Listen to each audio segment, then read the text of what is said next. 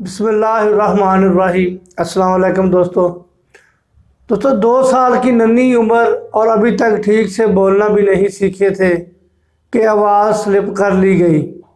जब दुनिया को देखना शुरू ही नहीं किया था तो आँखों की रोशनी छीन ली गई। अब वो ना सुनकर और ना देखकर कुछ सीख सकती थी।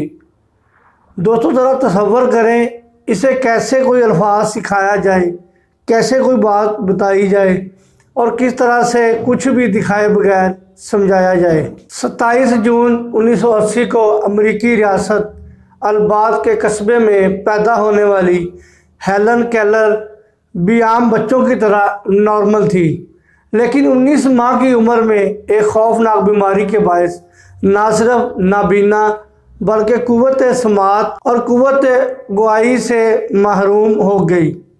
जब हेलन तालीम हासिल करने की उम्र को पहुंची तो वालिदैन अपनी बच्ची के मुस्तकबिल के लिए सख्त परेशान थे। उनकी ख्वाहिश थी कि कोई मौजज़ा हो जाए और उनकी बच्ची की तालीम की कोई सूरत पैदा हो जाए। इसी ख्वाहिश में इन्हें एक मसीहा ग्राहम बेल की शक्ल में मिलता है, जो इन्हें एक खसूसी स्कूल का पता देता है। वालदा बच्ची को लेकर प्रैंक्स स्कूल पहुंची, जो नबीना अफराद के लिए मखसूस है, जहां स्कूल के डायरेक्टर इनकी मुलाकात एक बुलंद हौसला 30 साला उस्तानी एनी से कराते हैं, जो उसकी उस्तानी मुकर्रर होती है।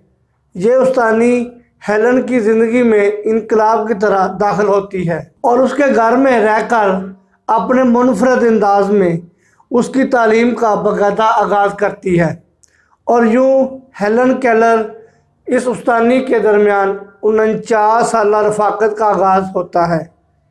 एनी घर में रहकर हेलन की तालीम का हरूफ तहज्जी सिखाने से आगाज़ करती है।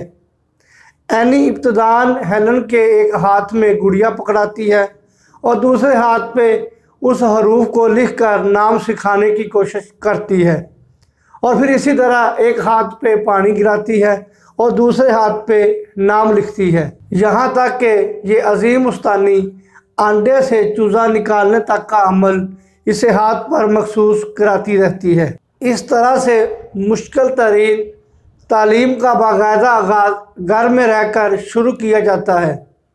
1 साल की अनथक मेहनत के बाद वो इस काबिल हो जाती है कि बाकायदा स्कूल जाकर आम नाबीना अफराद के साथ सीख सके। लिहाजा 1888 में वो बाकायदा स्कूल जाने लगती है।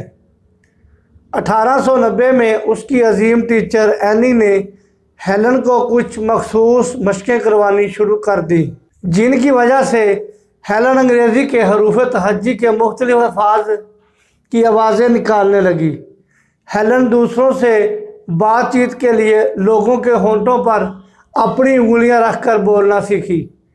प्रैंक स्कूल में 6 साल तालीम के बाद सन 1894 में वो अपनी टीचर के साथ न्यूयॉर्क चली जाती है और 2 साल राइट हमासीन डेफ स्कूल से तालीम हासिल करती है। 1900 में हेलन ने यूनानी, लातीनी और जर्मन ज़बानों के साथ साथ अलजबरा और ज्योमेट्री के इम्तहान भी पास किए।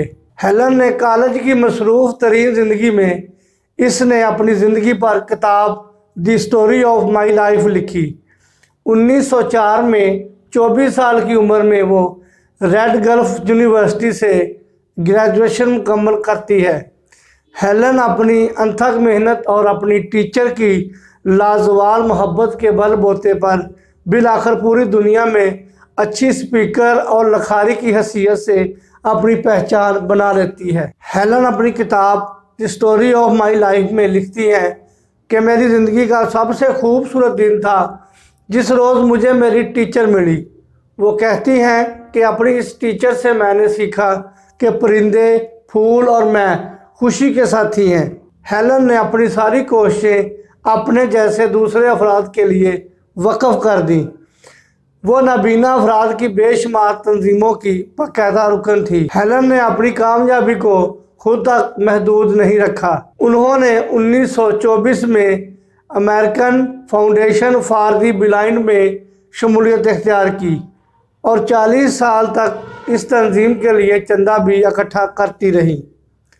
और वो इसके अलावा दुनिया भर में मौजूद बेशुमार तंजीमों की अज़ाज़ी मेंबर थी। हेलन ने अपनी ज़िंदगी में 12 मशहूर किताबें और बेशुमार मज़ामीन लिखे। 14 सितंबर 1964 को अमेरिकन सदर ने इन्हें सदारती अवार्ड फॉर फ्रीडम से नवाजा, जो कि अमेरिका के 2 आला तरीन एजाज़ात में से एक है। अंदर की आवाज़ और ख़ुद पर यकीन कामिल। ये हेलन का अपने ऊपर यकीन था। ये उसके अपने अंदर की आवाज़ थी कि अगर मुझे इस दुनिया में भेजा गया है तो वो बेमकसद कैसे हो सकता है। लिहाजा जब आप खुद कुछ करने की ठान लेते हैं तो हालात खुद ब खुद आपके लिए साजगार होना शुरू हो जाते हैं।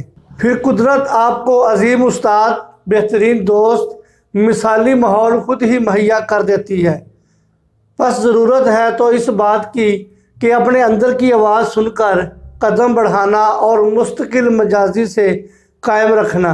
हेलन केलर ने अपनी ज़िंदगी के आखिरी साल भी नाबीना अफराद की तंजीम American foundation for the blind के लिए अतियात जमा करने में गुजारे।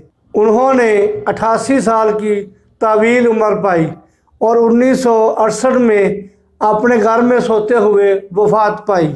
दोस्तों, हेलन केलर की ये कहानी हमें ये पैगाम देती है कि ज़िंदगी में चाहे कुछ भी हो जाए, कैसी ही मुश्किल क्यों ना आ जाए, अगर आप बुलंद हिम्मत और मुस्तकिल मिजाज हैं तो चाहे आप में लाख कमी हो, ज़िंदगी में आगे बढ़ने से, कामयाब होने से आपको कोई नहीं रोक सकता। उन्होंने अपनी ज़िंदगी पर तफसीलन किताब the story of my life इसीलिए लिखी कि लोग जान सकें कि वो मजदूरियों की वजह से किन किन मुश्किलात से दो चार हुई और किस तरह हर मैदान में सुरखरू होती चली गई। वो नाबीना, बहरे, गूंगे अफराद के लिए एक अजीम मिसाल बनी और उन्होंने साबित करके दिखाया कि वो भी आम लोगों की तरह ज़िंदगी के हर मैदान में कामयाब हो सकती हैं। और दोस्तों, आखिरी बात, दुनिया में रोशनियां फैलाने के लिए आँखों से ज़्यादा दिमाग की रोशनी ज़रूरी है। बहुत शुक्रिया, मुझे इजाज़त दें, अपना ख्याल रखें। अल्लाह हाफिज़। अस्सलामु अलैकुम वरहमतुल्लाहि वबरकातुहू।